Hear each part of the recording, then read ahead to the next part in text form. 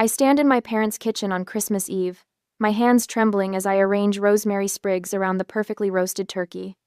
The silver serving tray catches the chandelier light, reflecting my flushed face back at me. My mother's voice carries from the dining room, honey sweet, as she introduces my younger sister to someone important. This is our Melissa, the family's pride and joy. She's handling public relations for Bloomfield Industries now. Evelyn Hale announces, her tone brimming with maternal adoration. Senior position, you know. Only 29, and already making waves in corporate America. The guests murmur appreciatively. I recognize the voice of Senator Williams, among them another Christmas Eve surrounded by Connecticut's elite while I slave away in the kitchen. And your other daughter? Someone asks. A brief pause. Christine is around somewhere, my mother says dismissively. She's quite handy in the kitchen. My stomach knots. 15 years building Aurora events from nothing to a multi-million-dollar luxury event company, and to my mother, I'm still just the helpful daughter who can be counted on to prepare the family meals. The turkey platter grows heavier in my hands. I straighten my shoulders and push through the swinging door into the dining room. The conversation halts as I enter, 12 pairs of eyes turning toward me, or rather, toward the masterpiece I've spent 8 hours preparing. Here she is now, my mother says, her smile tight. As I place the turkey at the center of the table, Waterford crystal, Wedgwood china, sterling silver flatware, all gleaming under the antique chandelier, she adds with a brittle laugh, at least Christine is useful for something. The room tilts slightly. My cheeks burn as Senator Williams's wife offers a sympathetic smile. I'm 33 years old, responsible for coordinating presidential fundraisers and celebrity weddings. Yet here I stand, serving others as though I were staff rather than family. The cranberry sauce is my grandmother's recipe, I manage to say, my voice steadier than I feel. My mother waves her hand dismissively. Christine always did have a knack for following instructions. I retreat to the kitchen, leaning against the marble counter. After 15 years, I'm still just the kitchen help. The realization sits in my chest like a stone. 15 years, I whisper to myself, disbelieving. And nothing has changed. I remember my first Christmas dinner for the family, 18 years old, desperately trying to please after my acceptance to culinary school instead of the Ivy League path my parents had mapped out. While Melissa unwrapped cashmere sweaters and diamond earrings, I stood in this same kitchen, terrified of disappointing them with my cooking. Just yesterday, Elizabeth had praised my business acumen after negotiating the Horizon Resorts contract, a $2.5 million deal that would elevate Aurora events to national recognition. You're a strategic genius, Christine, she'd said, her eyes shining with genuine admiration. They never saw you coming. The kitchen door swings open, and my mother appears, her silver-streaked hair perfectly coiffed, her crimson dress tailored to hide the effects of time. The senator is waiting for dessert, she says, checking her pearl watch. What's taking so long? I look at the lineup of pies and trifles I'd prepared before dawn. Something shifts inside me, a small, quiet rebellion. I need a moment, I say, removing my apron. Evelyn's eyes narrow. Don't be dramatic, Christine. This is what you're good at. My father appears in the doorway behind her, his tall frame slightly stooped now, his expression uncomfortable but silent. Richard Hale, once a formidable businessman, now retired and unwilling to contradict his wife of 38 years. Is there a problem? He asks, voice low. Christine is having one of her moments, my mother says. I'm not having a moment, I reply quietly. I'm recognizing a pattern. My father shifts uneasily. Outside the kitchen window, snowflakes drift down onto the manicured landscape of their Connecticut estate. The same estate purchased with money from the business my father sold, the business he never thought to share with me despite my degree in business administration. My mother gestures impatiently toward the desserts. The Hendersons and the Williamsons are waiting. Do you have any idea how important tonight is for your sister's connections? The implication hangs in the air between us. My success doesn't matter. My connections don't count. Only Melissa's matter. I'll bring them out, I say, picking up the first tray. My mother nods curtly and leaves. My father lingers a moment longer, opens his mouth as if to speak, then follows her without saying a word. In the dining room, I serve each guest personally, smiling professionally, the same smile I use at events where billionaires treat me with more respect than my own family does. Melissa holds court at the far end of the table, her blonde hair catching the light, her laughter musical as she entertains Senator Williams with some anecdote about her latest PR triumph. My phone vibrates in my pocket just as I serve the last slice of chocolate truffle tart. I check it discreetly. Elizabeth, emergency at the office. Horizon contract issue. Need you as soon as possible. I read the message twice. Elizabeth knows there's no emergency. This is our prearranged signal, her offering me an escape route from family obligations that become too much. I face a choice: maintain the peace or assert my dignity. The faces around the table blur slightly as I make my decision. I have to go, I announce, removing the serving napkin from my arm. Business emergency. My mother's expression hardens. On Christmas Eve? Surely whatever it is can wait until tomorrow. It's the Horizon contract, I say, and for the first time tonight, I see a flicker of recognition in her eyes. She's heard of Horizon Resorts, even if she pretends not to follow my career. Christine runs some sort of catering business.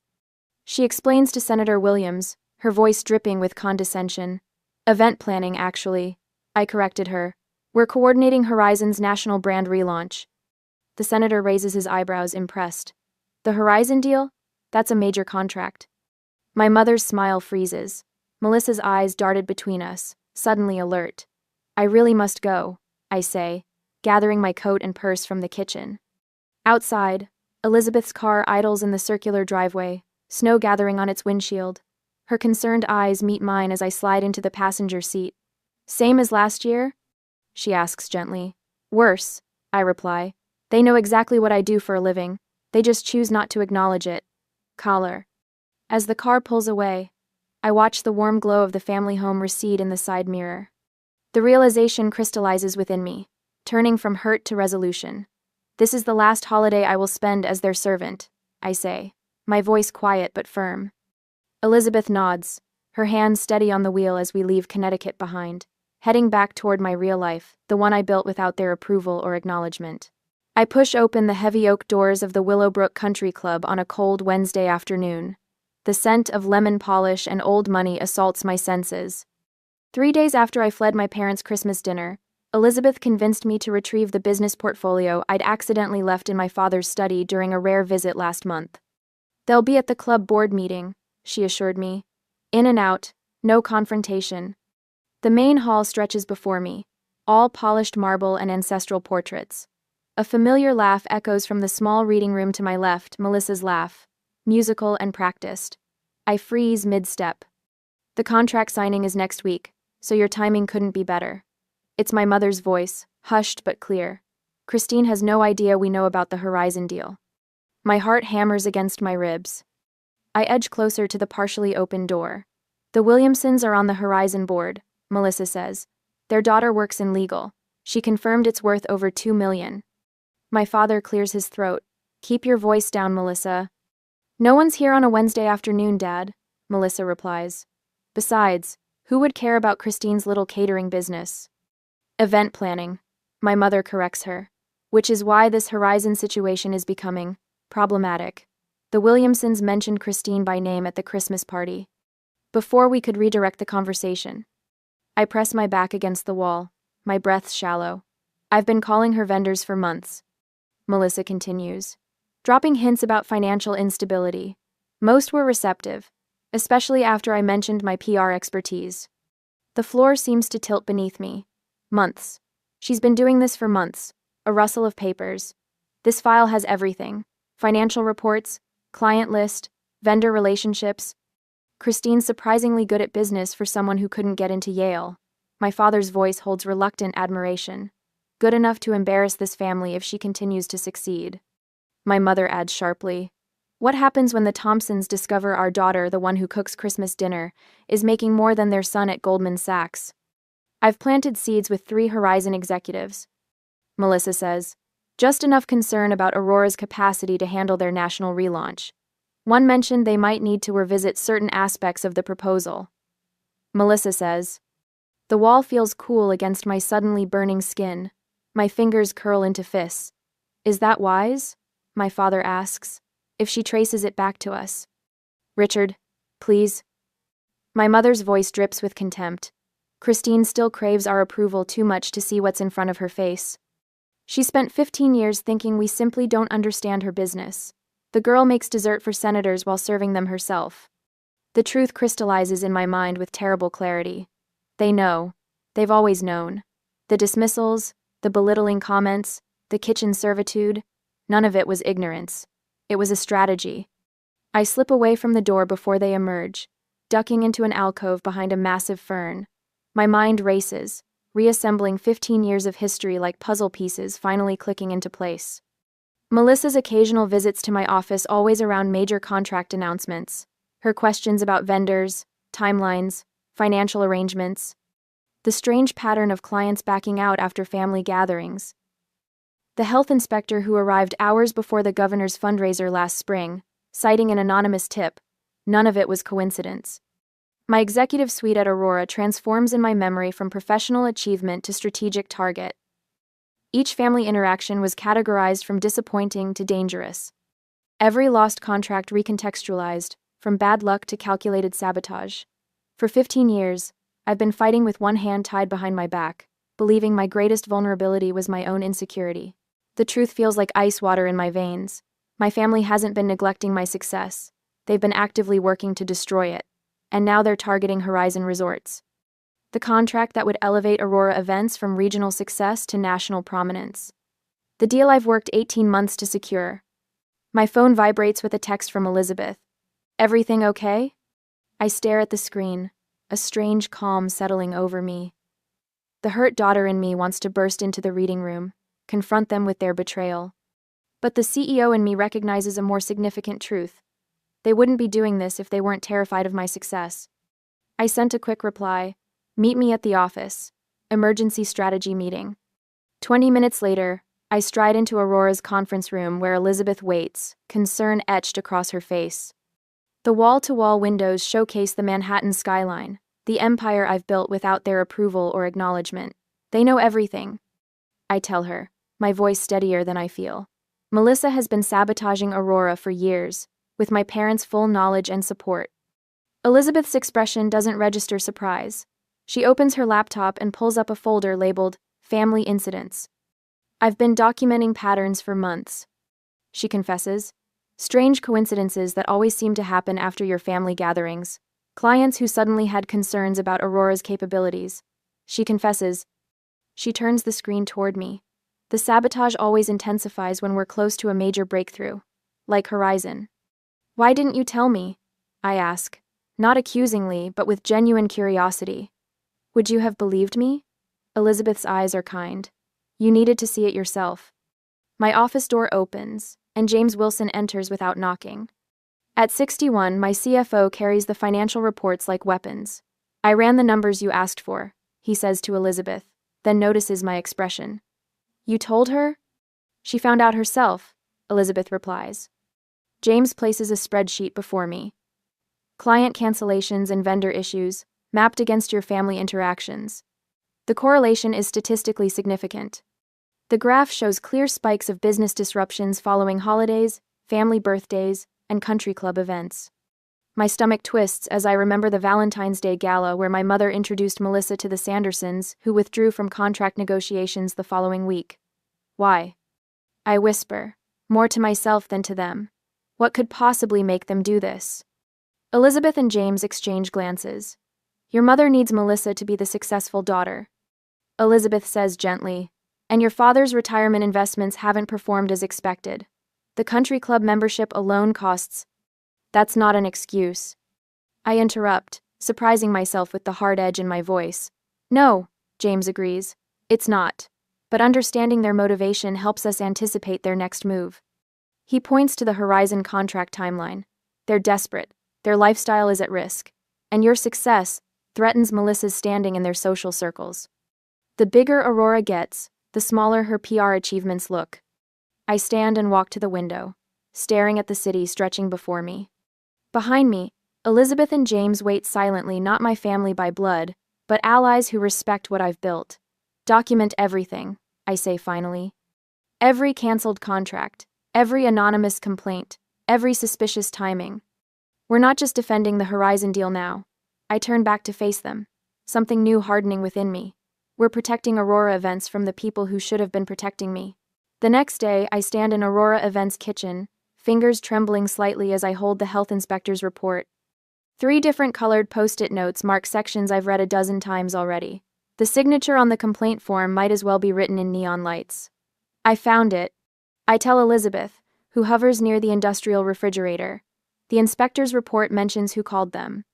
A concerned family member worried about food handling standards before the Anderson wedding. Elizabeth's eyebrows lift. A family member? You think? I know. The paper crinkles as my grip tightens. Look at the timing. Every major inspection, every anonymous complaint, they all happen right after I mention our biggest clients at family gatherings. Elizabeth pulls out a manila folder from her desk drawer. I've been keeping track. For months now. My chest tightens as she spreads documents across the stainless steel prep table. Inspection dates, family dinner dates, client complaints that materialized from nowhere. And most damning of all, a transcript of Melissa's voice. You recorded her? I ask, scanning the typed conversation. Last month at the vendor showcase. She approached Martinelli's Linens asking about our order volume, claiming she worked with Aurora Events. Elizabeth's voice hardens. She's been systematically contacting our suppliers, Christine. I press my palm against the cool metal table, steadying myself.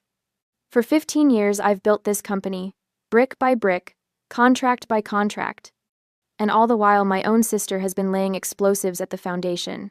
The Horizon contract signing is next week, I say, finally naming our shared fear.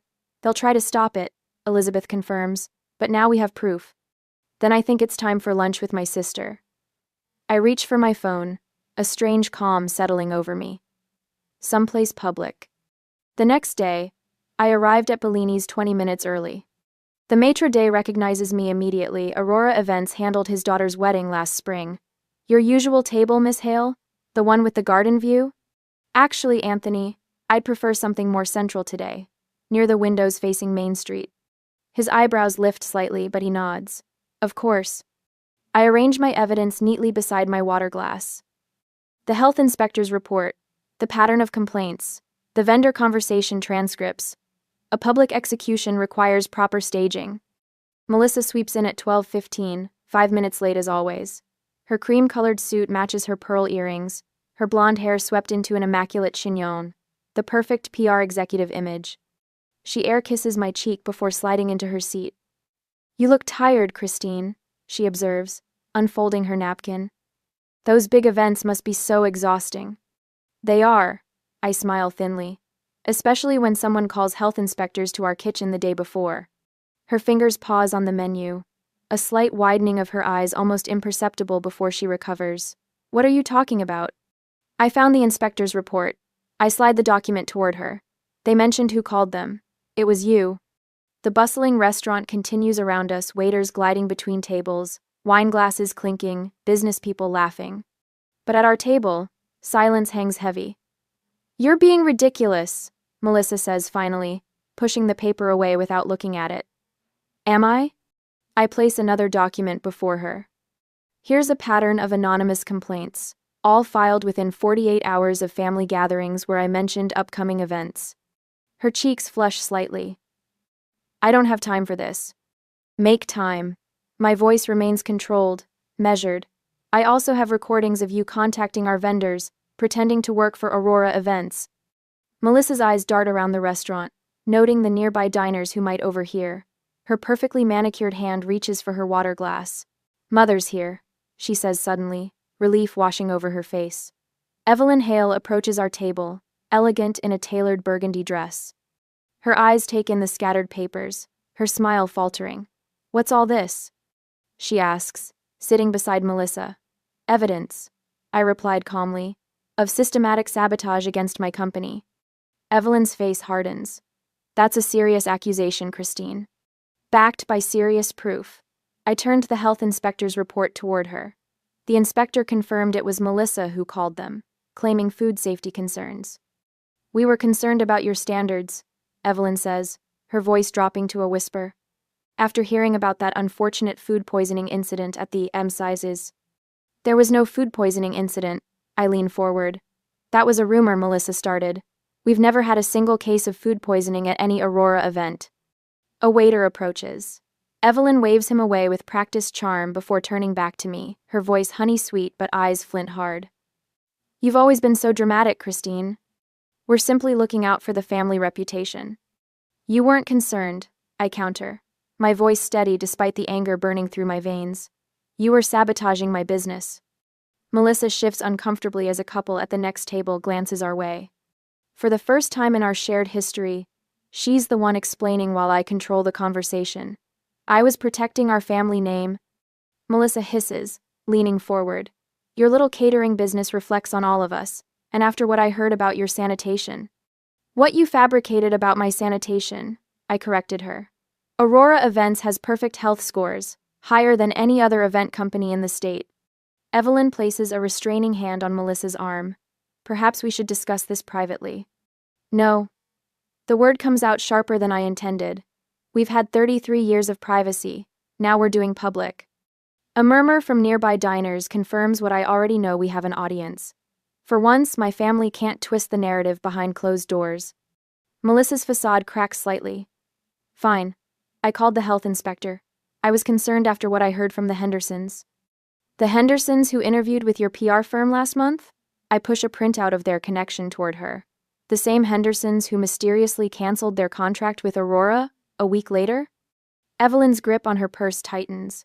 I can almost see her calculating the social cost of this confrontation. What do you want, Christine? She asks finally. I want you to stop interfering with my business. Both of you. I look directly at Melissa. No more calls to vendors. No more rumors to clients. No more health inspectors. Melissa's jaw tightens. And if we don't? Then, the next conversation happens with lawyers present. I reply, gathering my evidence. And includes the district attorney's office.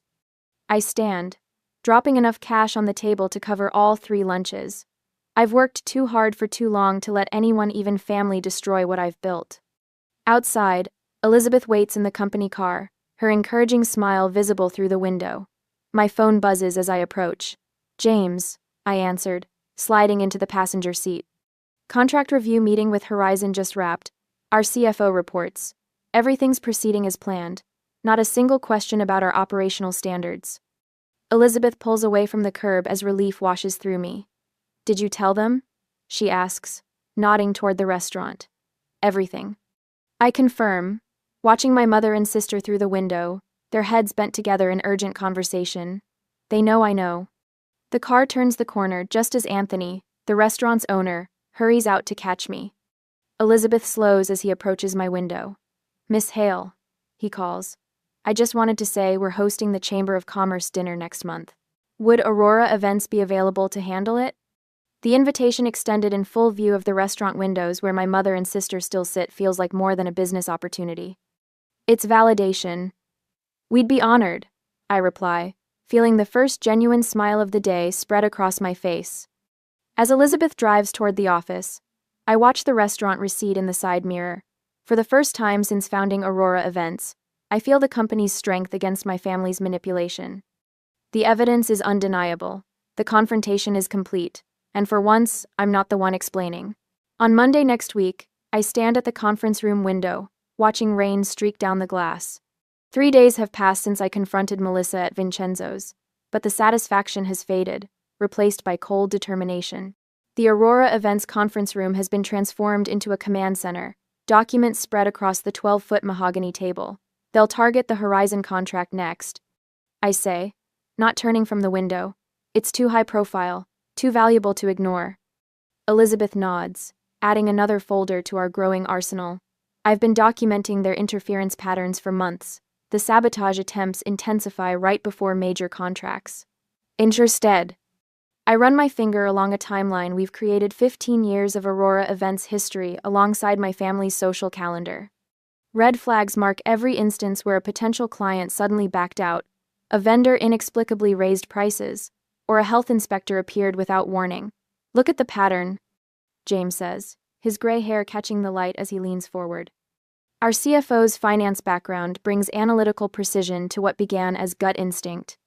Every major setback corresponds with either a family gathering or one of Melissa's PR events. I settle into the leather chair at the head of the table, no longer the daughter seeking approval but a CEO defending her company. The conference room walls display framed photos of our most successful events, presidential fundraisers, celebrity weddings, corporate rebrands. 15 years of building something meaningful despite systematic undermining. What vulnerabilities does Aurora have that they might exploit? I ask, tapping my pen against the polished wood. Elizabeth slides a spreadsheet across the table. I've analyzed our vendor relationships, client satisfaction metrics, and financial stability indicators. We're solid, but there are pressure points. I study the document, noting areas where targeted interference could cause maximum damage. The Horizon contract requires flawless execution across 5 cities simultaneously. If they can create doubt about our capacity. James adjusts his glasses. I've prepared complete financial transparency documentation, 15 years of perfect audits, tax compliance, and steady growth metrics. If they attack our financial stability, we're ready. The rain intensifies outside, a fitting backdrop to our methodical planning. I feel none of the emotional satisfaction from the restaurant confrontation, only calm, strategic focus. I need eyes and ears at the country club. I say, Mom never misses lunch with the hospital board wives. They'll discuss strategy there.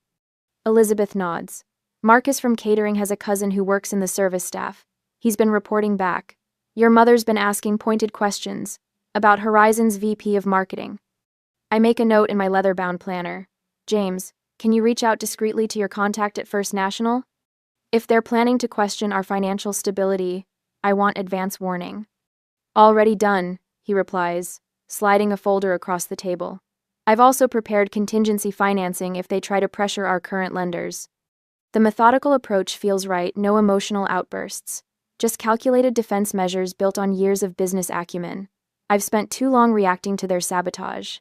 Now I'm anticipating it. We should consider, I begin. But Elizabeth's phone interrupts with a text alert. Her expression tightens as she reads the message. Christine, they've just hired Victoria Foster as a family PR consultant. The name hits like ice water. Victoria Foster, the PR executive who sued Aurora 3 years ago when we refused to hire her daughter as an event coordinator. The lawsuit was dismissed, but not before she attempted to poison several client relationships with whisper campaigns about our hiring practices. They know, I say quietly. They know exactly where to hit us. James frowns. Foster still has connections at Vanity Fair and the Journal. And she's been gunning for revenge since the lawsuit, Elizabeth adds. This isn't just about the contract anymore. They're targeting your professional reputation. I feel a momentary spike of anxiety before strategic clarity returns. I've underestimated them. They're not just desperate, they're dangerous. And they know our company's vulnerabilities better than I realized. They're smarter than I gave them credit for, I say, turning back to the window. The rain has stopped, leaving glistening streets below. Prepare media response templates for every possible accusation. We need to be ready to counter anything Foster might plant. I catch my reflection in the glass, the set of my jaw, the focused eyes. I barely recognize myself. There's no trace of the kitchen helper seeking approval, only a CEO protecting what she's built. They want a war, I say. Let's make sure we win it. That evening, I stared at the documents spread across the conference room table. James leans forward, his silver-rimmed glasses reflecting the fluorescent light as he adds another spreadsheet to the pile. The numbers tell a story of success and stability, 15 years of building Aurora events into a powerhouse that even my family couldn't ignore. These financial transparency reports should satisfy any concerns Horizon might have, James says, his deep voice steady as he gestures to the impeccably organized statements. I've included vendor payment histories showing we've never missed a deadline. Elizabeth nods, her auburn hair catching the light as she places a leather portfolio beside his documents. And I've collected testimonials from every major client over the past 3 years. The Vanderbilts were particularly effusive about last summer's charity gala. Good. I tap my fingertips against the polished mahogany. Let's strengthen the contract language too. I want ironclad protections against third-party interference. For days, we've worked methodically, anticipating every possible angle of attack. This isn't about the satisfaction I felt confronting Melissa at the restaurant. This is about protecting something bigger, my company, my legacy, my chosen family.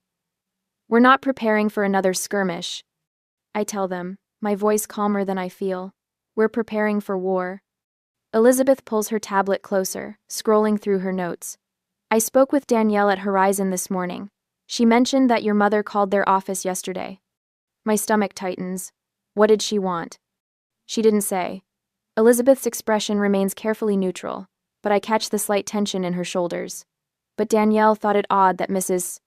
Hale was asking about the project management team assignments, specifically who would be handling the contract execution. I freeze. Did she ask about you specifically? Elizabeth's eyes meet mine. By name. The conference room suddenly feels colder. One thing to come after me and my company, but Elizabeth? The thought of my family targeting her makes my blood run hot. They're researching everyone close to me. I realize aloud, not just the business, they're looking for personal vulnerabilities. James removes his glasses, polishing them with a handkerchief. That's a concerning escalation. It's smart, I admit, hating the grudging respect I feel for their strategy. Target the people I trust, and they weaken my defense. I turn to Elizabeth, whose calm professionalism can't completely mask her concern. We need to protect you too. I can handle myself, she says with quiet dignity, but I see the question in her eyes. How far will my family go? Christine? Elizabeth prompts, reading my expression with the ease of long partnership. I need you to be careful. I say finally, document everything. No meetings alone with anyone from my family. Forward any unusual inquiries directly to me. She studies me for a moment, then nods. There's something you're not telling me. There's a lot I'm not telling you, I admit, because I'm not entirely sure what they're capable of anymore. Her expression softens. I've worked with you for 10 years. Whatever they try, we'll handle it together. James clears his throat. I've adjusted the financial presentations to address any potential questions about Elizabeth's role in the company. Her track record speaks for itself. I glance between them, my chosen family, the people who've believed in me when blood relations wouldn't. The stakes have suddenly grown beyond business success or professional vindication. Now I'm fighting to protect them too. By midnight, we've rebuilt our strategy. Additional documentation about Elizabeth's credentials. Character references from industry leaders. Security protocols for our communications. Each element is carefully constructed to shield not just Aurora events, but the people who make it what it island. James collects his jacket from the back of his chair. We're as ready as we can be, he says, his voice gruff with fatigue. The Horizon meeting is on Thursday. Elizabeth stands beside me at the window, gazing out at the Manhattan skyline. The city lights reflect in her eyes as she says with quiet certainty, they won't know what hit them. I feel a strange calm settle over me as I survey our preparations. No longer the anxious daughter seeking approval, but the CEO protecting what she's built. The transformation feels complete from family servant to strategic defender. This week will bring the confrontation I've been preparing for since that Christmas Eve in my mother's kitchen. But tonight, for the first time, I'm not afraid of what my family might do. I'm ready for them. Next morning at the office, I stare at my phone as the Horizon executive's voicemail finishes. My hand trembles when I set it down on my desk. Emergency board meeting tomorrow, 8 a.m. sharp. We need to discuss some concerns that have been raised about Aurora events. The carefully measured pause in his voice tells me everything. My family has made their move. Elizabeth appears in my doorway, face drawn with worry. Christine, what happened? They went straight to Horizon. I keep my voice level despite the inferno raging inside. They didn't just spread rumors this time. They called the CEO directly. James wheels his chair from his adjacent office, financial reports clutched in his hands. He's been working past midnight for 3 days straight, preparing our defensive position. The deep circles under his eyes match my own. How bad? He asks. Emergency board meeting tomorrow morning. Complete financial review. Elizabeth sinks into the chair across from my desk.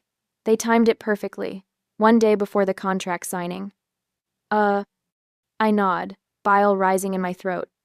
After 15 years building Aurora events, my family chooses now to deliver their killing blow. The Horizon contract represents everything we've worked toward: national recognition, expansion into 5 new markets, validation of our business model. My phone buzzes again. This time it's a text from a longtime vendor. Christine? Melissa called asking about your payment history.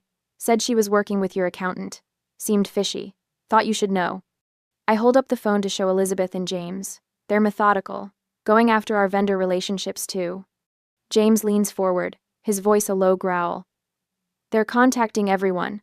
I just got off with Hargrove Linens. Victoria Foster called them, claiming to be conducting a standard business ethics review for Horizon. Elizabeth's eyes widened. My stomach knots tighter. My mother never does anything halfway. The PR lawsuit had been frivolous. My desk phone lights up. 3 incoming messages within the past 10 minutes, all from different Horizon board members. They've orchestrated a full-scale attack. I say, scrolling through the voicemail notifications. Look at the timestamp on these calls, all within minutes of each other. Elizabeth's fingers fly across her tablet, pulling up our emergency response protocol. Your father called Horizon's CEO directly. Claimed to be concerned about your company's stability given some troubling financial indicators. What financial indicators? James demands, the accountant in him genuinely offended. Our books are immaculate. I lean back in my chair, a strange calm replacing my initial panic. This isn't just petty family sabotage anymore. This is a declaration of war. He's referencing the Westbrook contract cancellation from last month. I say, the pieces clicking into place. Remember how suddenly they pulled out? No explanation? Full deposit forfeited? James nods slowly. Your father has connections there. And my mother plays bridge with Mrs. Westbrook every Tuesday, I add. They sacrificed a $50,000 deposit just to create a troubling financial indicator. The sheer calculation takes my breath away. This isn't impulse. This is strategic demolition, planned for maximum impact. They're positioning themselves as concerned citizens. Elizabeth says, scrolling through her tablet. Look at this email thread. Melissa reached out to Patricia Henderson, claiming she's worried about your decision-making capabilities lately. Patricia Henderson sits on Horizon's advisory board. James stands abruptly. I'm calling Hale and Associates right now. We need their third-party financial audit ready for tomorrow. Already done, Elizabeth says, sliding a folder across my desk. Complete 5-year financial history, profitability metrics, client satisfaction ratings, vendor payment schedules, certified copies, triplicate sets.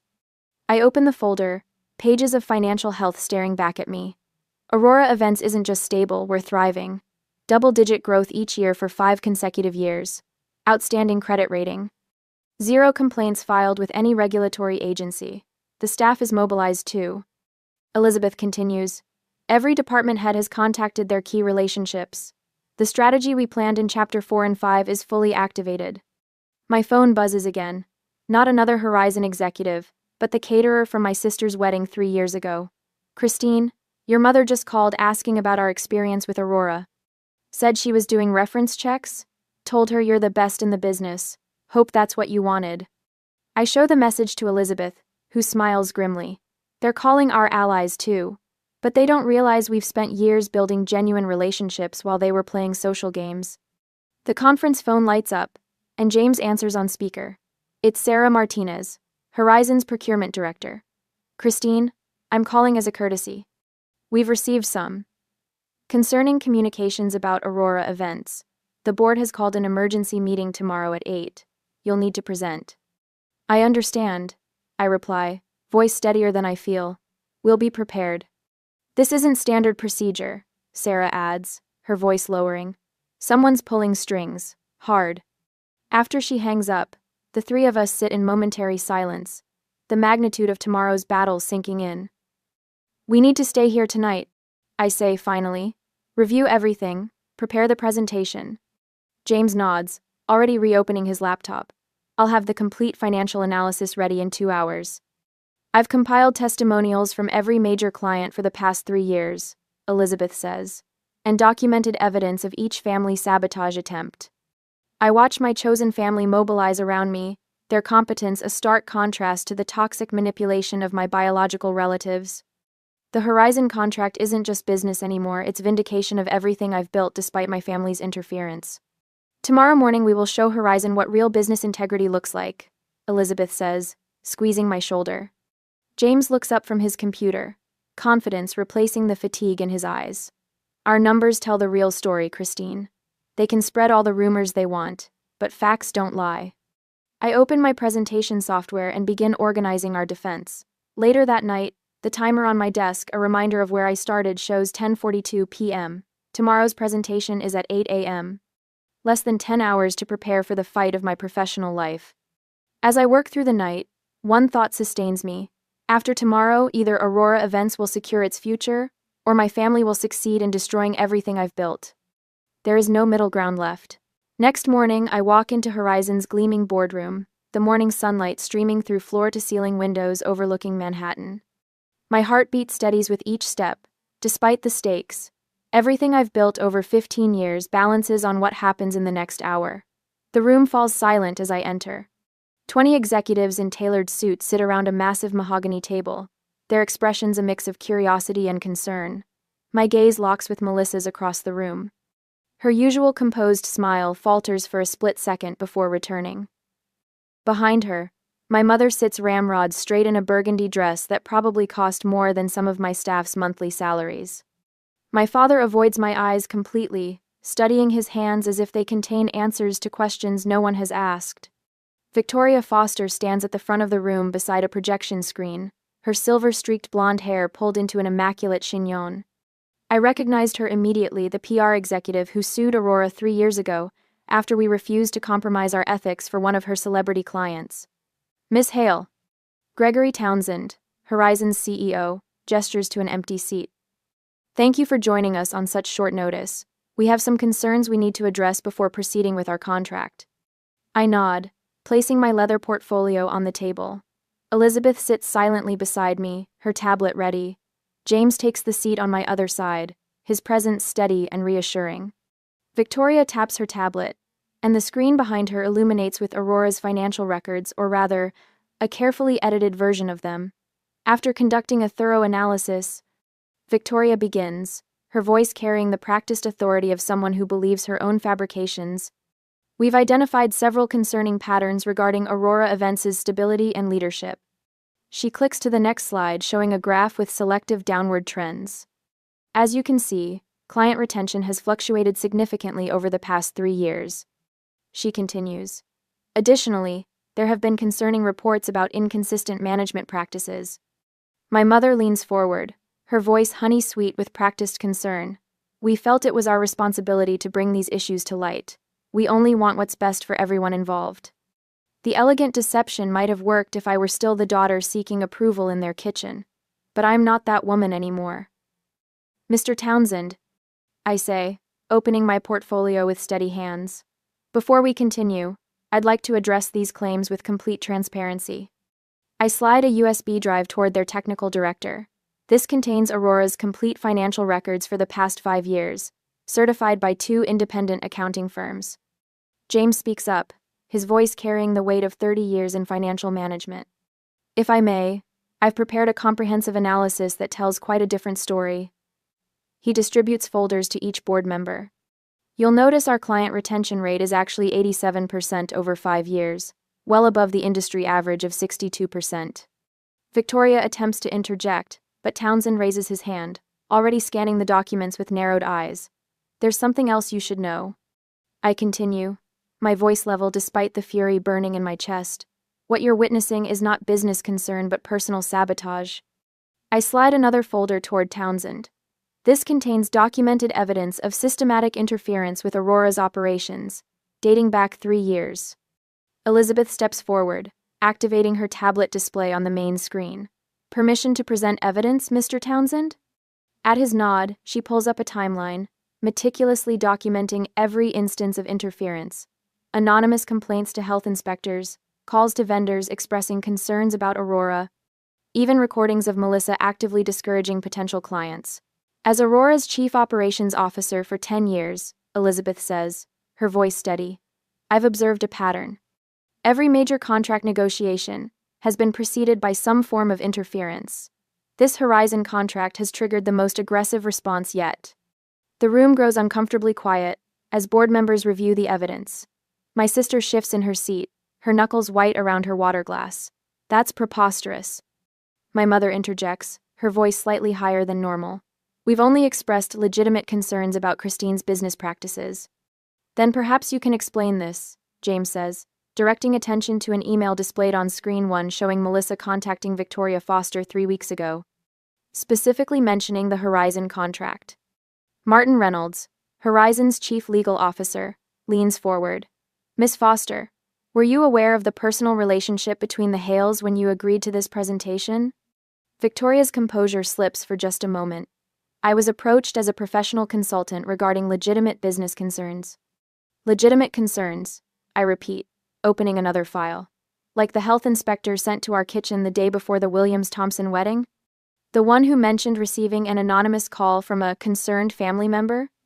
I pass around copies of the inspector's report, which specifically notes the caller identified themselves as family of the owner. Or perhaps the calls to 3 of our regular vendors suggesting Aurora was facing financial difficulties? I continue, placing phone records on the table. Calls traced back to your home phone, Dad. My father finally looks up, his expression a mixture of shame and defiance. Your business wasn't built on solid foundations, Christine. We were trying to protect you from inevitable failure. Protect me? The words escape before I can stop them. By actively working to destroy everything I've built? Townsend clears his throat, studying the documentation with increasing concern. This appears to be personal sabotage disguised as business counsel. He turns to Victoria. Miss Foster, your presentation deliberately misrepresented Aurora's financial standing. Victoria begins a defense, but Townsend cuts her off with a raised hand. More disturbingly, he continues, these actions appear coordinated specifically to interfere with our contract negotiations. A board member I recognize as Sarah Winters, Horizon's VP of Operations, speaks up. I received a call last week expressing concerns about Aurora's ability to handle our national relaunch. The caller identified herself as Melissa Hale. She never mentioned being related to Christine. Melissa's perfect composure finally cracks. I was simply sharing relevant information about a company I'm familiar with. You're not familiar with my company, I reply, years of restrained anger finally finding a voice. You've never set foot in our offices. You've never attended a single event we've produced. You've never acknowledged my success except to undermine it. I stand, addressing the board directly. Aurora Events has a 15-year track record of excellence. We've coordinated presidential fundraisers, managed disaster relief logistics, and built a reputation for absolute integrity. What you've witnessed today is the culmination of years of systematic interference from people who claim to be concerned while actively working against us. 3 additional executives enter the room, representatives from companies who have worked with Aurora for years. One by one, they testify to our reliability, our excellence, our integrity. I've personally witnessed Aurora Events handle million-dollar projects with flawless execution, says Thomas Richardson, CEO of Richardson Hotels. They're the only event company we trust with our international conferences. Melissa stands abruptly, her voice tight. This is an ambush. We came here out of genuine concern. No, you didn't. Townsend interrupts, studying the evidence before him. The documentation here clearly demonstrates a pattern of deliberate interference timed specifically to undermine Aurora's business opportunities. He turns to my family, his expression hardening. I want to be absolutely clear. Any further interference with Horizon's business relationships will result in legal action. Miss Foster, you may wish to consult your own counsel regarding your participation in this matter. Victoria gathers her materials quickly, avoiding eye contact with everyone as she exits the room. My mother rises, her perfect posture betrayed by a slight tremor in her hands. We were only trying to protect the family reputation. The family reputation? I repeat quietly. For 15 years, I've built a business with integrity, excellence, and transparency values that should enhance any family's reputation. The only damage to your reputation comes from your own actions today. Townsend stands, effectively ending the confrontation. Miss Hale, Christine, our board will need to deliberate briefly, but I believe we've seen everything we need to make our decision. Would you and your team mind stepping out? The next 30 minutes in the waiting area feel like hours. Elizabeth squeezes my hand. No matter what happens, you've already won. They can't touch you anymore. James nods, his expression one of quiet pride. The numbers never lie, and neither do we. When we're called back in, my family is noticeably absent. Townsend stands at the head of the table, his expression unreadable. After reviewing all the evidence, he begins. Horizon Resorts has unanimously decided to award the contract to Aurora Events. The relief is so profound I have to steady myself against the table. Furthermore, He continues, "We'd like to discuss expanding our relationship beyond the original proposal. We're interested in making Aurora our exclusive event partner for all properties worldwide." The victory washes over me in waves: vindication, relief, triumph. 15 years of work finally recognized, not just with a contract, but with the industry validation I never received at home. "We value partners with integrity," Townsend says, extending his hand. "The way you handled today's situation demonstrated exactly why Aurora is the right choice for Horizon." As we sign the expanded contract, now worth nearly $4 million, I feel the final pieces of my transformation lock into place. No longer the kitchen helps. No longer the dismissed daughter. I am Christine Hale, founder and CEO of Aurora Events, now officially recognized as an industry leader. Elizabeth embraces me as we exit the building. "You built this through integrity, not connections," she whispers. James nods, pride evident in his eyes. 15 years of doing things right just paid off. The street bustles around us, indifferent to the seismic shift that just occurred in my life. But I stand taller than I've ever stood, freed from the weight of seeking approval from people determined never to give it. "Let's go home," I say, meaning our office is the place where I've always been valued for exactly who I am. I stand on the stage of the Waldorf Astoria's Grand Ballroom, bathed in a warm spotlight as hundreds of industry professionals applaud. The crystal award in my hands catches the light, sending prisms dancing across the crowd. "Success requires both talent and boundaries," I say into the microphone, my voice steady and confident. The Aurora Foundation exists to support women entrepreneurs whose families don't recognize their vision. From my vantage point, I can see Elizabeth beaming from the front table, her silver-streaked hair elegantly styled, pride evident in her posture. James sits beside her, nodding his approval, the financial wizard who helped transform Aurora Events from a struggling startup to an industry leader. The business journals called the Horizon contract a turning point. They weren't wrong. 6 months of industry coverage following the boardroom showdown cemented Aurora's reputation as the premier luxury event planning company on the East Coast. My parents retreated from public events for weeks afterward, their social calendar suddenly empty as Connecticut society processed the revelations. When I step down from the stage, Elizabeth hands me a glass of champagne. "To boundaries," she whispers, clinking her glass against mine. "And to the family we choose," I reply. James joins us, his weathered face relaxed. 35% revenue growth in 6 months. The board approved the new offices this morning. "Miami and Denver," Elizabeth adds. "Chief Operations Officer has a nice ring to it." "Not as nice as a permanent CFO with profit sharing," I tell James, watching his eyes widen slightly. "Christine, You believed in Aurora when my own family didn't," I say. "You deserve to share in what we've built." The memory of last Christmas flashes through my mind, my trembling hands arranging rosemary sprigs, my mother's dismissive introduction. "I almost lost everything I built," I murmur. "But you didn't," Elizabeth says firmly. "You protected it instead."